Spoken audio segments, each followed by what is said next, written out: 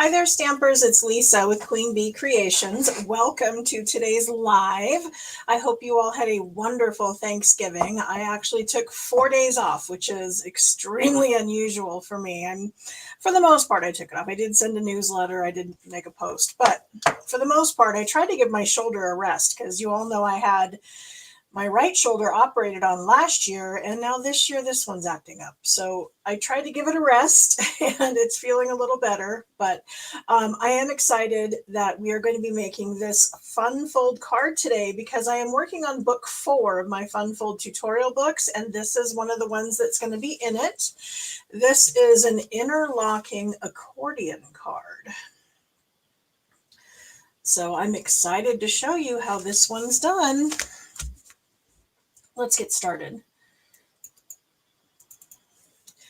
Okay, so here we are down on my desk. As you can see, I took off the belly band, and then it opens up to a really impressive display that actually will even like stand up on a mantle or something, and it can be decorated a little more. The decorating on this one, I was more focused on the fold than the decorating, but you can see how you've got lots of different areas that you could really decorate up and make this really pretty.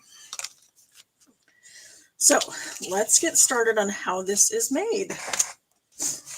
We're going to start out with the card base. Now, the card base and the interlocking panel, they're each 2 parts. So the base, I just misplaced a piece of it, so let me cut that real quick.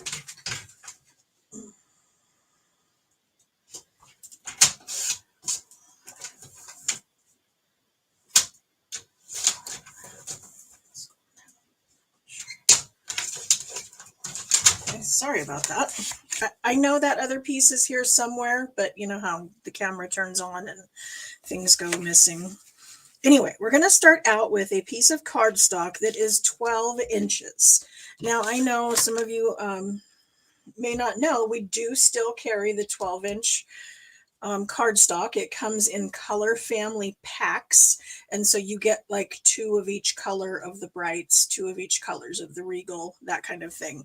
And I used the shaded spruce. Now this is the only piece that needs to be 12 by 12 because I cut it to 5.5 by 12, and then it scored at 4 and 8. Okay, so that's going to give us part of our card, but it needs to be a little bit longer. So I have another piece here. I needed another 4 by 5.5 panel. So this is actually 4.5 by 5.5, and then I scored it 1/2 inch. So this is how this is going to go together. This is going to have some adhesive on it, and then we're going to adhere it, making it one big long piece. So overall, it's actually going to be 16 inches by 5.5 inches. Now, I suppose if you don't have the 12 by 12, you could do, let's see, 8 by 5.5, and then 8.5 by 5.5, and have your seam in the middle. So it can be done with 8.5 cardstock. Just overall, it needs to be 16 by 5.5. And the way I link them together is this little 1/2 inch panel.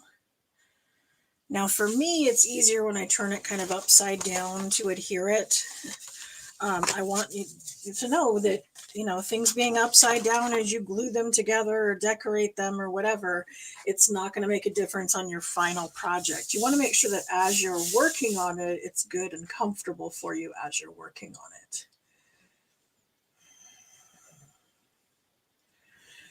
Somebody's asking what are in each book. If you go to my website, on the store, I actually have the table of contents there for each of the books, so you can see every fun fold that's in there. You can also go to my YouTube channel, and under the playlists, there is a list of all the videos that are included in that book. Now, not every single card has a video. I would say 99% of them do. And so if you look at the YouTube playlist, that's going to show you everything that's in each book as well. Just look for the playlist for tutorial book 1, tutorial book 2, that sort of thing. So I hope that helps. Yeah, it's probably my rotator cuff. Like I said, I had the other one last year. It was a torn, full thickness, full width tear on 2 different things, and they went in and did surgery, and it didn't fully heal all the way, and now the other side's acting up. So because the one side doesn't heal, I'm hesitant to go have the other one done. Anyway, so here I have 2 additional pieces. This is going to be that inside piece. This is that interlocking piece here. So this needs to be longer. So here I'm starting out with 2 pieces. One is 3 1/4 by 8 1/2, and then I have 3 1/4 by 9. Okay, both of them are going to get scored at 2 3/4 and 5 1/2. So that's going to give us 2 panels that are 3 1/4 by 2 3/4. And then this one is going to be 3 1/4 by 3. And so you want to kind of pay attention that this 3-inch panel is going to be in the middle, and then this 3-inch pattern is going to be in the middle. So we have our little 1/2 inch here, and then this. So these 2 3/4 are going to be on this side, these 2 3/4 on that side, and we're hooking together our 2 3 by 3 panels. Okay, did you get that? So they're both 3 1/4. This one is 8 1/2. This one is 9. They're both scored at 2 3/4, 5 1/2, and then there's an additional 1/2 inch on the other. And then we're going to use that 1/2 inch to adhere the 2 together, making sure that our 3-inch panels are in the middle.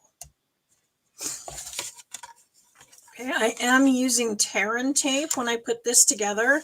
Terran tape is an excellent adhesive and works great for these sorts of things, for interactive cards, fun folds, boxes, all that good stuff, because it's a nice, strong adhesive. It does have an instant grab, so I do need to, make sure that I'm accurate when I put it together. And then some people have said in, I guess, moisture comments,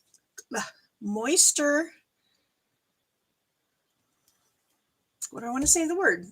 Environments, I guess. If there's more moisture in the air, humid areas, you may need to just rub the back of it with a bone folder. That will help activate the glue in there as well and help it stick together better.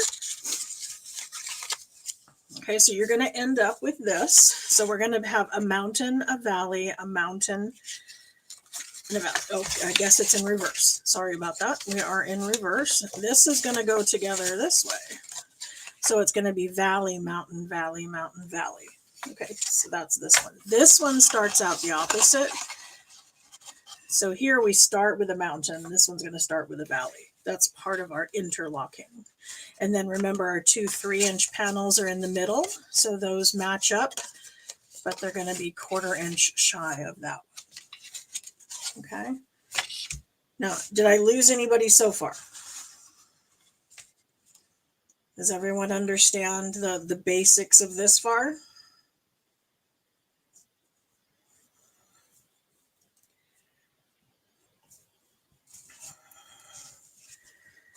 Okay, then we're going to decorate. And so I actually have 5 pieces here that are 3 3/4.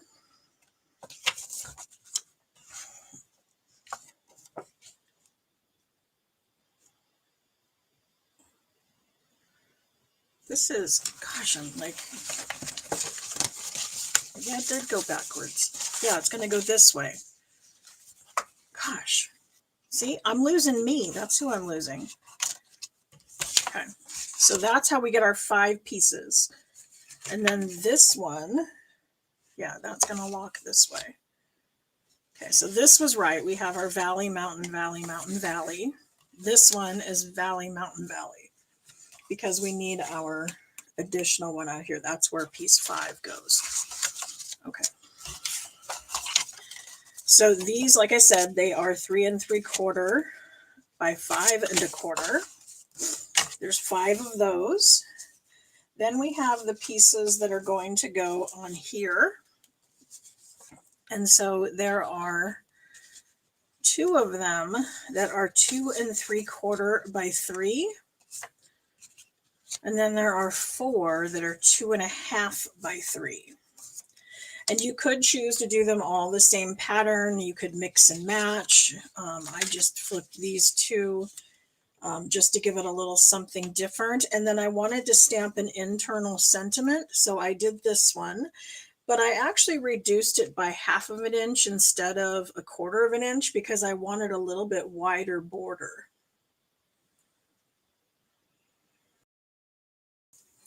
Okay, so this piece here is 2 1/2 by 2.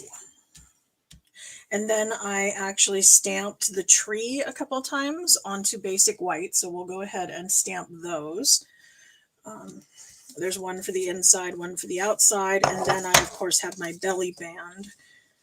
So I have a 1 inch strip and a 3/4 inch strip. And again, you could use either side. It's up to you. Okay. In order to get that interlocking part, we're going to need to cut some holes in these 2 panels here. And you can use any kind of nesting dies. I actually pulled out my textured notes. I really like these dies because they have these really cool stitchings in them. Now the stitching is going to happen on the piece that we cut out. So the piece that's going to pop out has the stitching instead of the piece on the inside. The inside's going to have a straight edge, and that's actually going to be helpful for us. But you could use the countryside corners. You could use even the nested essentials. They have those kind of long triangle ones that you could use. There's several. But I want to cut a hole out of the middle here using a rectangle die. And I just kind of chose one that was going to be bigger than this. I needed, you know, this piece to go in and out of it. So this is just a little bit bigger than my 3 1/4 for our inside. And then I have one that is just slightly bigger we're going to use for our designer series paper.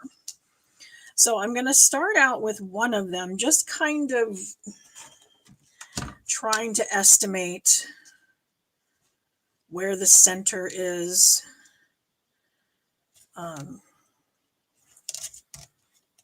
Centered up and down, left and right. You know, it doesn't have to be exact, but you know, it's nice if it does match up. And then I'm going to cut my first one. Okay, so I'm going to use a Post-it note. You can use that Post-it note tape. There's any number of things that you can use. And then I'm going to run it through my Stampin' Cut and Emboss machine with my base plate. And then I'm using my magnetic plate and a, what is this? It's a chrome precision base plate. That just allows me to only have 1 plate that warps instead of 2. And you can find that, the link for that, on my Amazon page. I have an Amazon storefront where I list a lot of things that I use that are not Stampin' Up! Related.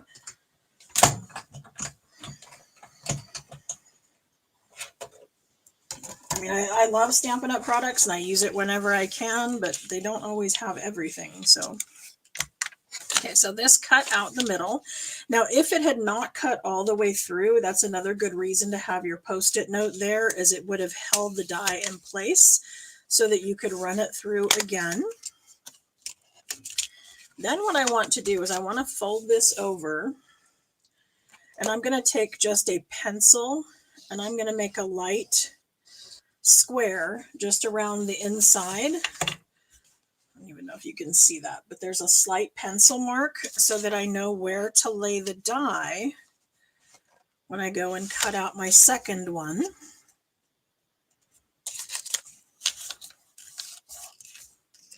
Okay, and I can even, close it and see. That looks pretty much where it was. Okay, so then I'm going to run this through the machine.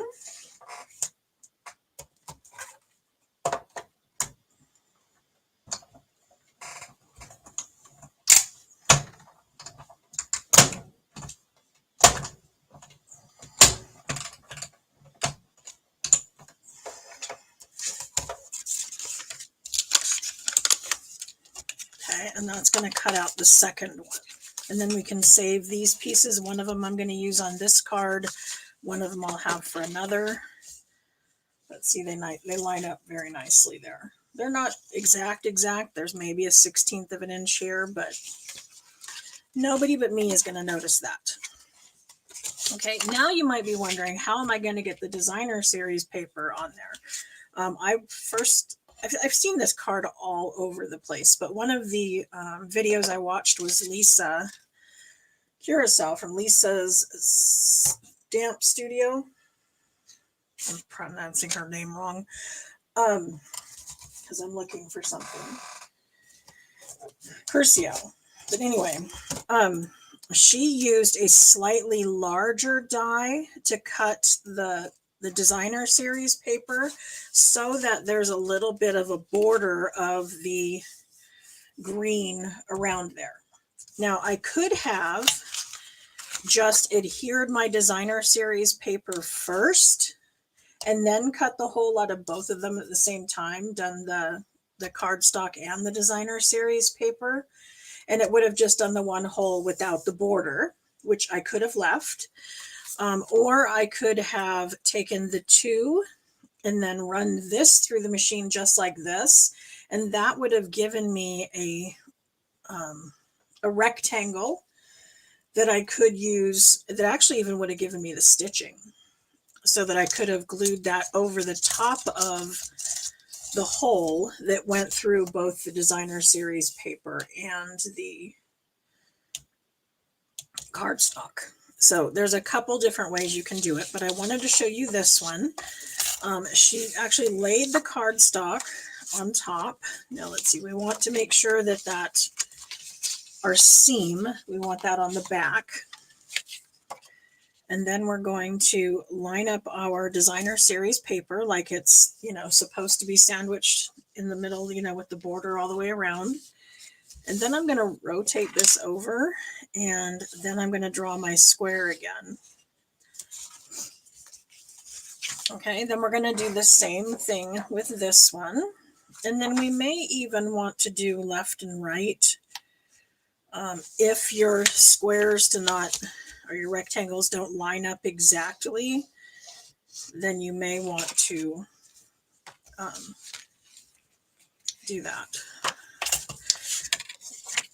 Mine are fairly close, so I think I'm going to be able to go ahead and just cut it all out. So I'm going to lay this over the top, and I'm watching to make sure that my rectangle, let's see if you can see this one any better. I want my rectangle to show through there. Let me see. Ooh, that didn't line up well. Okay, so I probably should have pasted it in place first, because now that looks more centered. Okay, so when I did this, I centered it in this layer and then closed it and then did my drawing. And that actually got me a better. I think when I flipped it over, I may have shifted it some and I didn't intend to. But anyway, now I'm going to go ahead and cut these out with a slightly larger die than I used for the opening.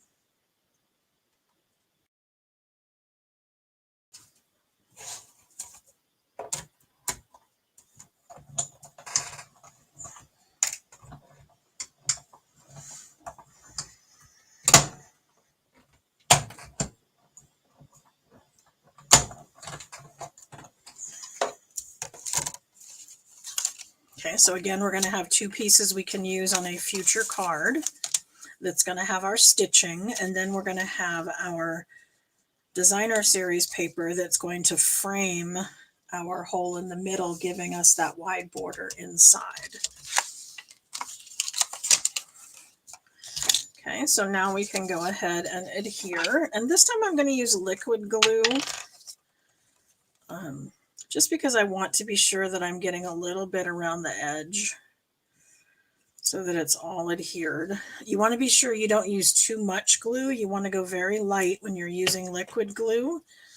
You may even want to squeeze it out onto your silicone mat and then pick it up with a sponge dauber, or maybe after putting it on, spread it around with a little piece of cardstock. Often I'll take like a little scrap and then I'll, drag it along and just kind of smooth it out, because anytime there is too much adhesive, it might make the paper warp.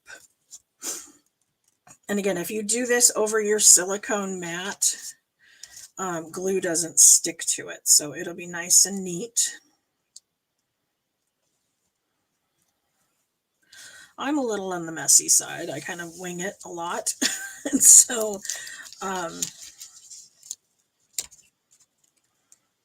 I always have baby wipes around my desk so that I can clean up.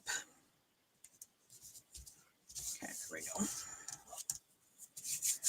I wanted to keep an eye that I didn't get it exactly centered, and this is a little bit bigger than this, so I want to make sure that my wider part of the designer series paper goes with the wider cardstock.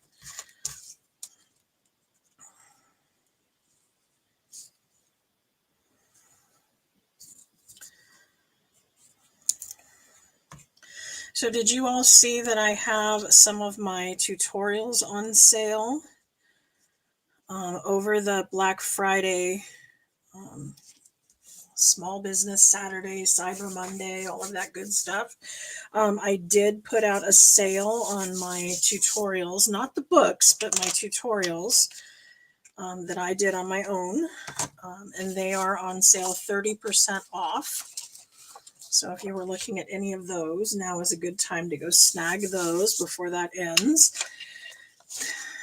The Paper Craft Collective tutorials we're going to be putting on sale at the end of the month. So if you have an eye on some of those will be on sale later. The books I actually haven't ever discounted before. They were a ton of work, and they're already a really good price at only $1 a pattern.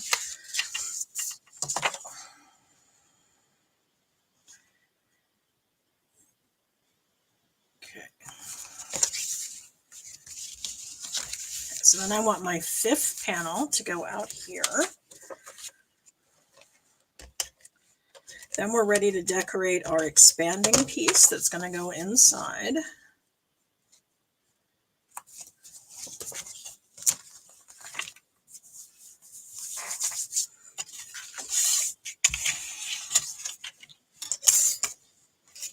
And if you are someone who loves to color, you may want to go check out the Stampin' Up! Store.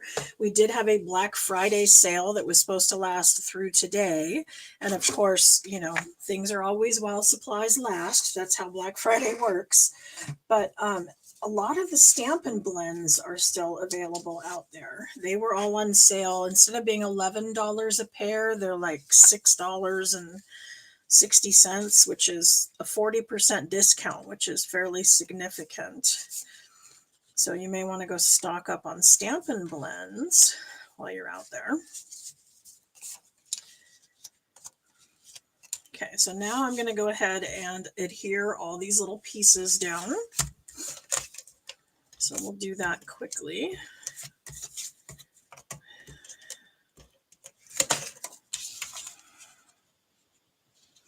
If you are looking for deep discounts, tomorrow Stampin' Up! Is going to be updating their clearance rack.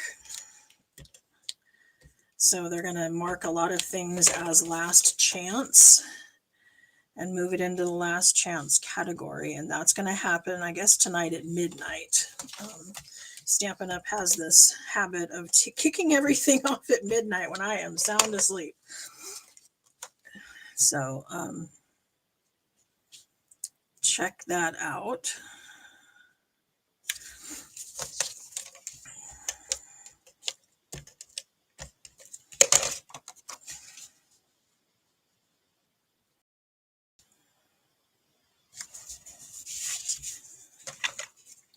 Let's see, this one I wanted the snowflakes.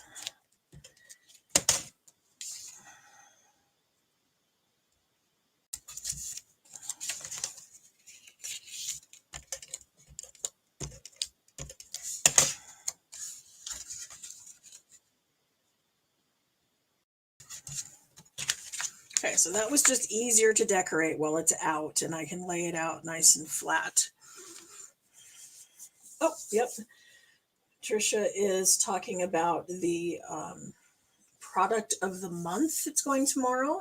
If you place a $75 order, every month we're going to have a new, what they call product of the month, which means if you spend $75, you will get this special item that's only available as a product of the month for just $5.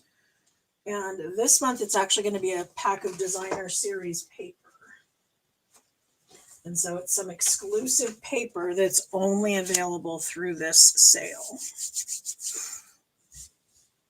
Okay, I'm going to go ahead and decorate this using the Decorative Trees stamp set. The stamp set is still available. The dies are not. If you still have the dies, go ahead and use those. If not, this isn't too bad to fussy cut. Or, you know, use a different stamp set that you have dies for. I just thought the pine tree went well with the or fir, whatever this is. It matches the designer series paper. I'm not an arborist, but you know, it matches the tree. Okay, so I'm using shaded spruce for this one. On my sample, I used Mossy Meadow because I was pulling out of the designer series paper.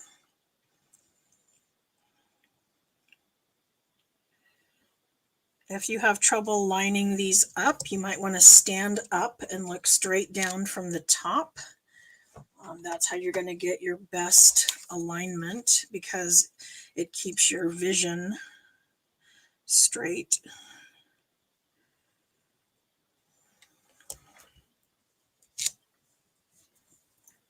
And then you could color it if you wanted to.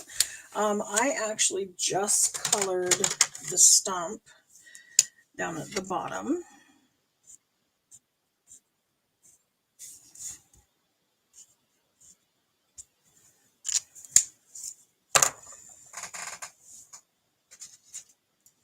And I actually have the dies, so I'm going to do that. I could, just because I think it might be faster. It may not, but like I said, they're not too bad to fussy cut. So if you just have the stamp set,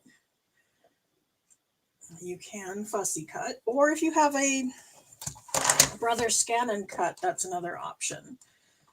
Sometimes when I have a lot of things I need to die cut all at once, I will stamp them and then run them through the brother scan and cut in order to cut them all out at once. It's like a Cricut or a Silhouette machine in that it will cut out paper, but this one actually scans first. So I can stamp all of my images or load up a piece of designer series paper and then run that through the brother scan and cut. In the first pass, it scans it.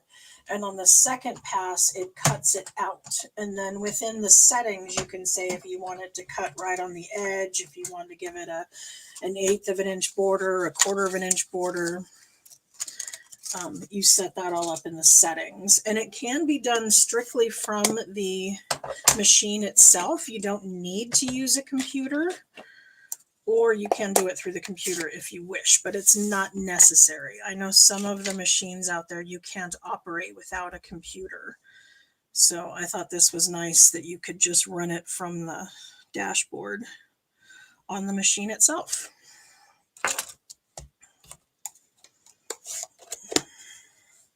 And that too is in my Amazon store.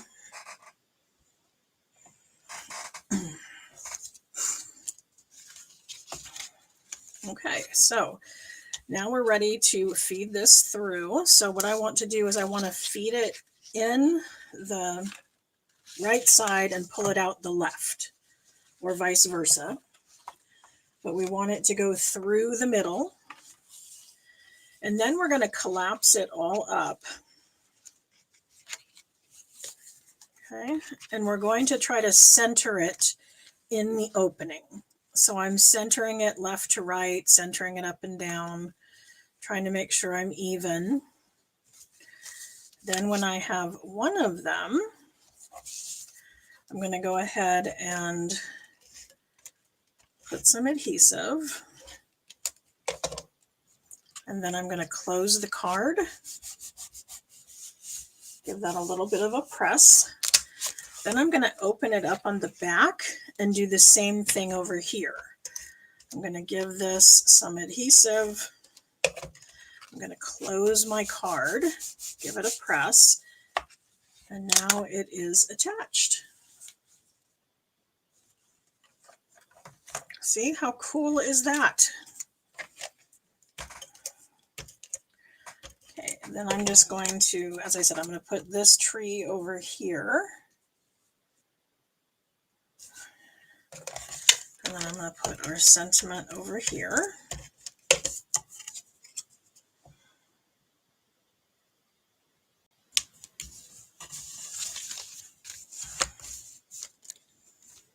And then to make our belly band, I'm going to take one of the centers we cut out of our card and my second little tree here. And then I'm going to mount my tree. And then I actually happen to have the star punch. There's also several dies that had a star. You could put a snowflake at the top. You could stamp the star that came in the kit and then fussy cut that out. Like I said, I use the punch to do mine. Here we go.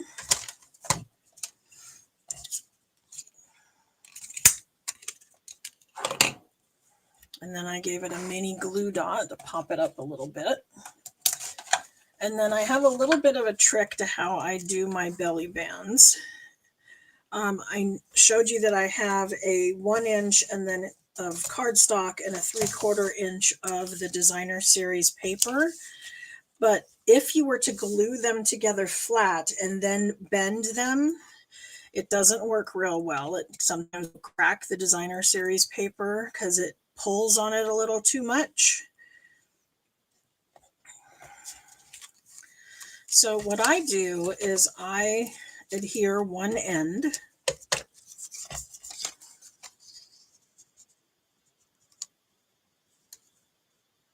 So I'm just centering it in there and I'm just attaching there. Like the rest of this is still flapping loose. Then I'm going to bring it over to my card. And I'm going to set this to where it's kind of a little in the middle. And I'm going to bend it around. And as I bend that around, then I'm going to come in here and put some more adhesive on the back and adhere it after it's been bent. Okay, then I'm going to turn it over again. And once again, I'm going to bend over my cardstock and then follow with the designer series paper. And then I'm going to add some adhesive here. Come on. Okay.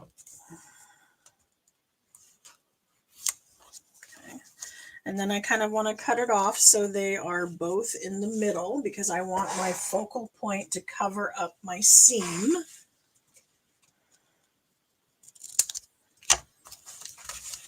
Okay. So when you look at this, once it's expanded, see how there's that little bit of a gap? Let's see. gosh, I'm trying to get it on camera.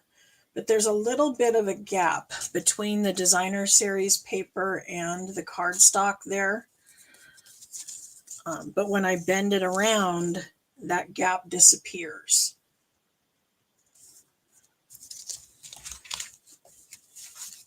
Okay, but then we're going to just put some adhesive here. This one's running out.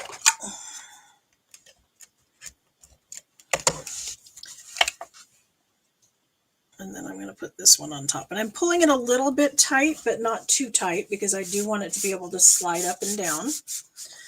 And then I'm going to put some adhesive right over the middle. And then set my focal point over the top. And so there we have our expanding accordion card.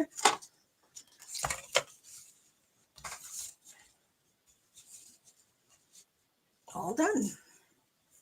I do know what we are doing on Thursday.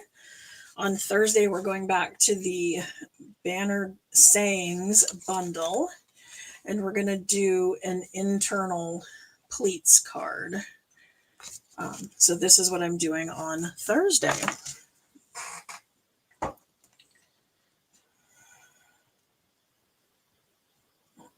Let's see. Okay, so there we go. Thank you for joining me today and learning how to make the interlocking accordion fold card and the little coordinating belly band. I'll see you on Thursday. Thanks. Bye.